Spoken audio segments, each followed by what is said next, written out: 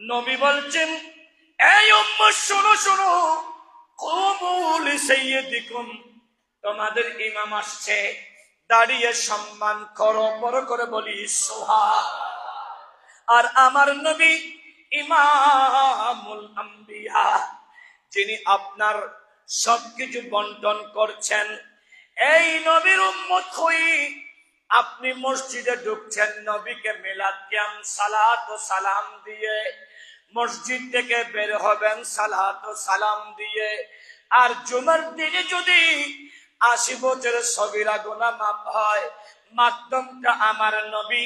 এজন্য কোরআন বলছে, জাউকা ফাস্তাগফিরুল্লাহ ওয়াস্তাগফার লাহুমুর রাসূল লাওয়াজাদুল্লাহ তাওয়াবার রহিমা। এ মেহবুবে মুস্তাফা, আমার বন্ধু, আপনার উম্মত যখন নিজের নফসের সাথে জুলুম করেছে, নামাজ পড়েনি, রোজা রাখেনি, হজ করেনি, যাকাত দেয়নি, মসজিদে আসার সময় দেবার মানসিকতা রাখেনি, এত জুলুম করার পরে হঠাৎ করে জামাদিউসানি তৃতীয় জুমার আলোচনায় আল্লাহর ভয় অন্তরে ঢুকে গেছে, আল্লাহর ভয় তার কলবে এসে গেছে, নবীজির ভালোবাসা তার অন্তরে স্থাপিত হয়েছে।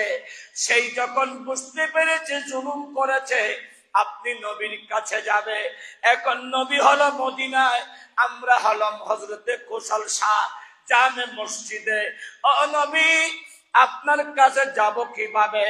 আমার নবী বলি, মান যারা কবরি ওয়াজাবাত লাহু শাফাআত।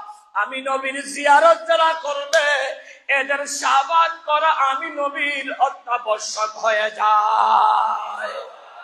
যেখান থেকে করো না কেন, এখান থেকে যখন নবীর উম্মত, ইয়া নবী সালাম আলাইকা, ইয়া রাসূল সালাম আলাইকা, আমার নবী বলে, আমি নিজ কানে শুনি এবং তোমাদের মা বাবার নাম সহ আমি নবীর কাছে দেওয়া হয়। বড় করে বলি